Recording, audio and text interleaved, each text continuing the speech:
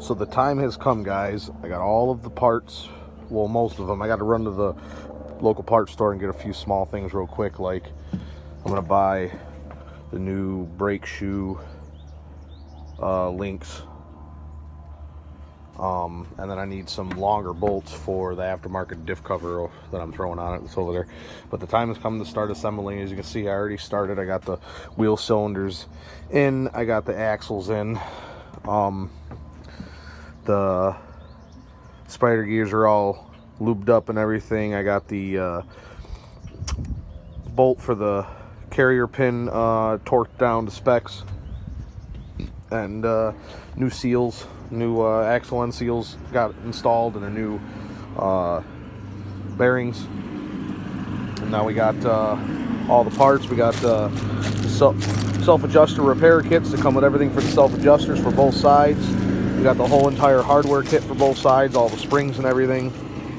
New brake shoes. This is a new brake line that goes from the frame to the axle, and diff cover gasket, and new diff cover, and a few other things. We put new bearings on the carrier case, and we put new pinion shaft bearings in, and a pinion seal. But that was done last year. I didn't record none of that or anything. So, but we're gonna start assembling it, and we'll get back at you here at the next step. Is going to be sticking the diff cover on.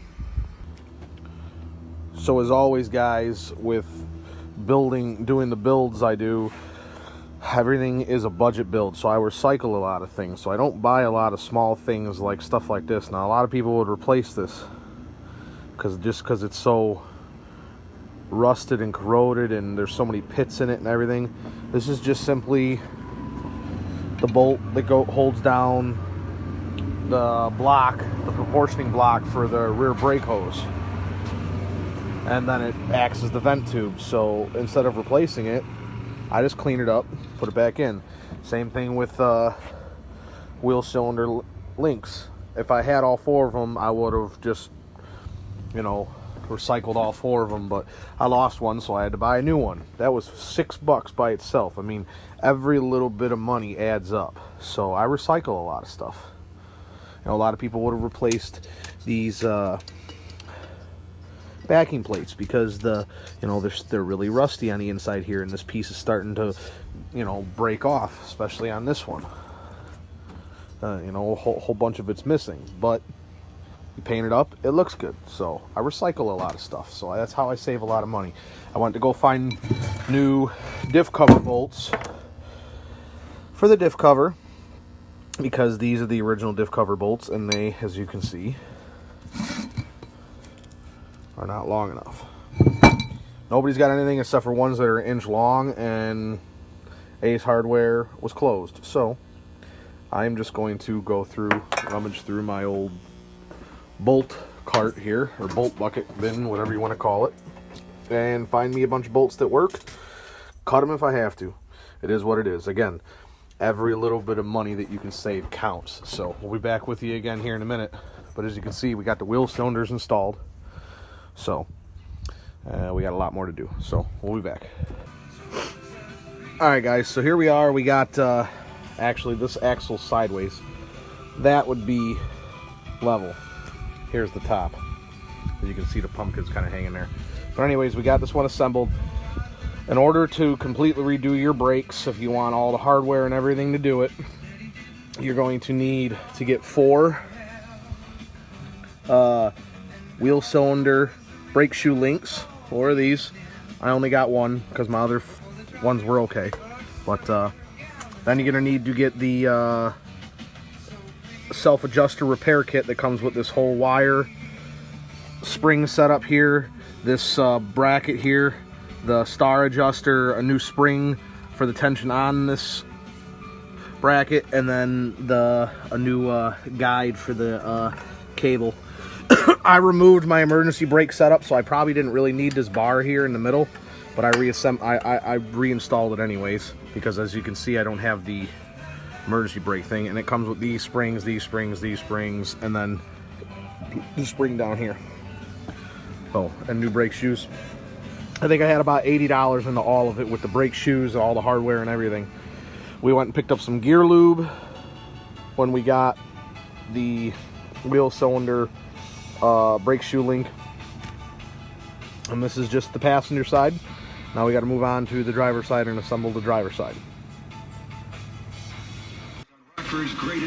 Now you guys always need to remember when buying cheap parts,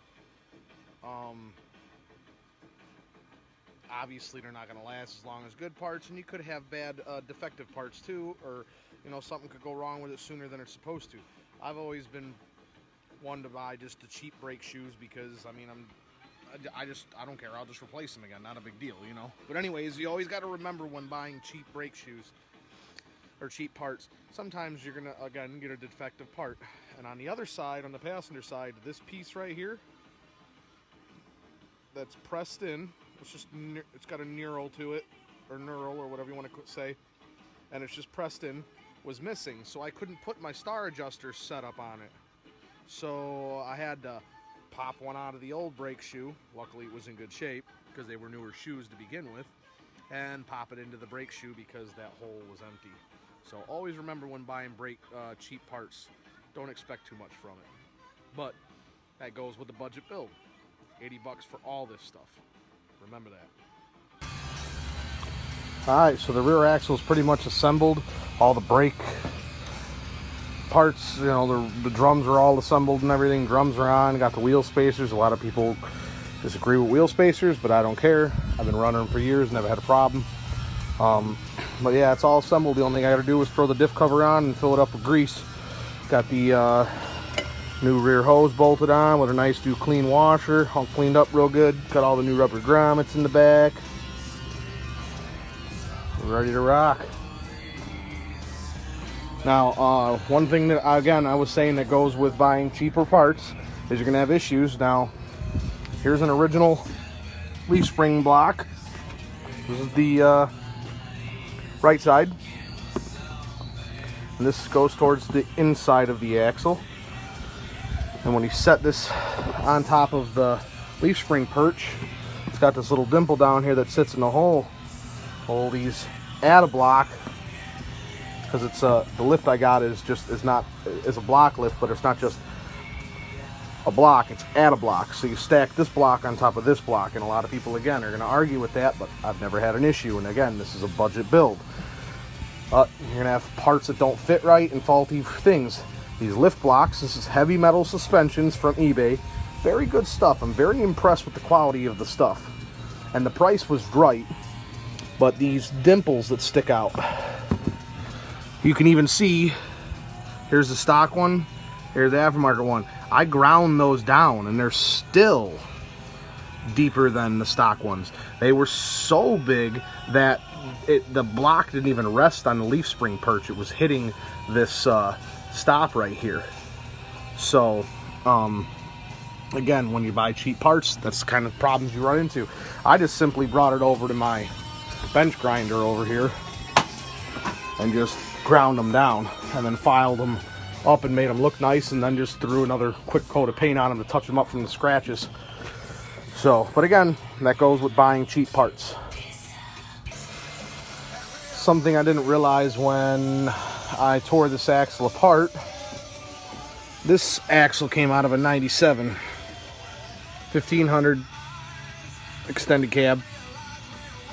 The yoke is different on the rear axle, so I have to unbolt this off of here, take the other one off the other rear axle, which is way out there underneath that tarp, put it on here and bolt it back down. Now hopefully they're the same spline and the same diameter. I'm gonna be really upset if they're not. Otherwise I'm gonna have to figure out some U-joints and stuff and change the U-joints up. So we'll see what happens. Alright guys, so it is the next morning. I didn't get to make another video showing you guys the end results of reassembling the axle. I think the only thing that was left to do was to put the diff cover on, but there it is. Got some nice stainless steel bolts. And it's all put together, and it's off sawhorses and on the ground. I also, after I finished putting that together last night. I really quick installed the whole new fuel pump and fuel pump sending and housing unit and all that stuff. I bought the whole unit with the pump and the sending unit and everything. It's really easy. All you do is you unscrew this plastic part right here, pull the whole unit out, slap the new unit in, screw it down with the new seal. It's got a rubber seal, and then just, this is a quick connect, just clip that back on, and then when you go to throw the gas tank back in, you just plug her back in, and then this is your fuel feed. This is your return line. So pretty simple, self-explanatory.